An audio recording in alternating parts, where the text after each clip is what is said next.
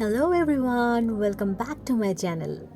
আজকে অনেক দিন পর আমার ডিআইওয়াই অ্যান্ড ক্রাফটের প্লেলিস্টের জন্য একটা ভিডিও নিয়ে আসলাম।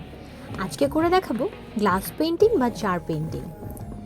আমি এই পেন্টিংটার জন্য গ্লাস কালার ইউজ করছি আর ইউজ করব ব্ল্যাক কালারের আউটলাইনার। প্রথমে আমি আউটলাইনার দিয়ে যে ডিজাইনটা করব সেটা এঁকে নিচ্ছি। আমার কাছে গোল্ডেন আউটলাইনারও ছিল, তবে আমি যেই ডিজাইনটা করতে চাচ্ছি সেটার সাথে ব্ল্যাকটাই বেশি যাবে, এই কারণে আমি ব্ল্যাক আউটলাইনার ইউজ করেছি। এরপর ঝটপট করে এঁকে নিব। আমার আসলে তেমন প্রি প্ল্যান ছিল না যে আমি কী আঁকবো, তাই মাথায় যা আসছিল তাই ড্র করছিলাম। প্রথমে আমি 4টা পাতা এঁকে নিলাম। মাঝখানে আমার আউটলাইনারটা আমাকে খুব বিরক্ত করছিল, দেখতেই পাচ্ছেন ভিডিওতে। এরপর আপার সাইডের ডিজাইনটা করে নিলাম। সেম ডিজাইন আমি আবার রিপিট করব। গ্লাস কালার করার সময় একটা জিনিস খুব প্যারা দেয়, সেটা হলো আপনি কালারটা ইউজ করার পর শুকাতে অনেক টাইম নেয়, যার কারণে একদিক শুকিয়ে তারপর আস্তে ধীরে আরেকটা দিক কালার করতে হয়। তো এইবার আমি সেটা তাড়াতাড়ি করার জন্য একটা টেকনিক ইউজ করেছি, সেটাও আপনাদেরকে দেখাবো। এই যে আমি ভিতরে কালার দিয়ে দিচ্ছি। আপনি চাইলে এখানে ব্রাশ ইউজ করতে পারেন, অথবা কালারের সাথে একটা ড্রপার দেয় সেটাও ব্যবহার করতে পারেন, কিন্তু আমার কাছে এই কটন বার ইউজ করাটা অনেক ইজি মনে হয়, তাই আপনাদেরকে আমি এই প্রসেসটাতেই দেখালাম। আর হ্যাঁ, আমি কিন্তু আমার ছোট ফ্যান দিয়ে শুকিয়ে নিয়েছি, যার কারণে আমার সময় খুব কম লেগেছে। এই টেকনিকটার কথাই বলছিলাম, আপনাদের কাছে যদি ছোট চার্জের ফ্যান থাকে আপনি সেটা দিয়ে এটা তাড়াতাড়ি শুকিয়ে নিতে পারবেন। এখন আমি ভিতরের সাইডগুলো কালার করে নিব। কালার করা হয়ে গেছে প্রায়। আমার নিচের দিকটা একটু খালি খালি লাগছিল, তাই আমি এখানে আর একটু কিছু ড্র করে নিচ্ছি।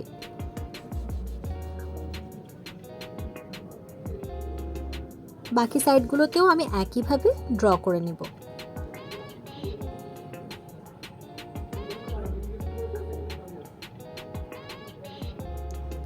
তারপর এগুলোতে বিভিন্ন কালার দিয়ে দিব।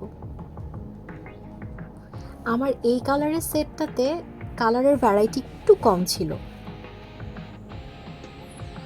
তাই আমি বেশিরভাগ ক্ষেত্রেই হলুদ, লাল, সবুজ এই কালারগুলো ব্যবহার করেছি।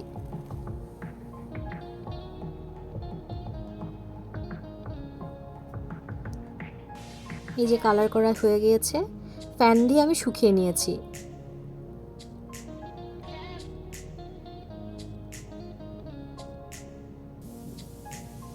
তারপর আমি খালি স্পেসগুলোতে ছোট ছোট করে ডট দিয়ে দিব আর পাতাগুলো ফিল আপ করে নিব।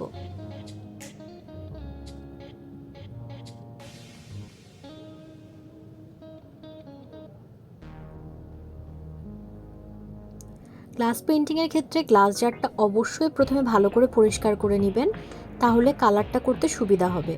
অনেক সময় কাগজ লেগে থাকে, তখন কিন্তু কালারটা ভালো মতো বসবে না।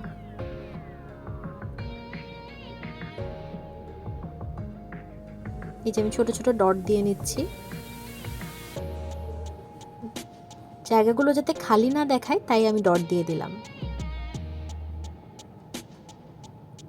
এবার নিচের সাইডটাতে দিয়ে নেব।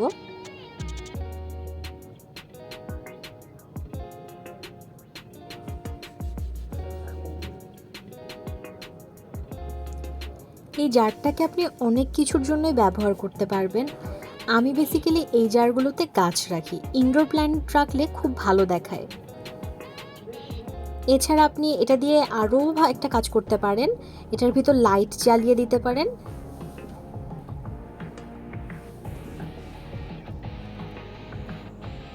এই তো হয়ে গেল। কেউ বাসায় ট্রাই করলে অবশ্যই কমেন্ট বক্সে আমাকে দেখাতে ভুলবেন না। আবার কোনো একটা ভিডিও নিয়ে চলে আসব।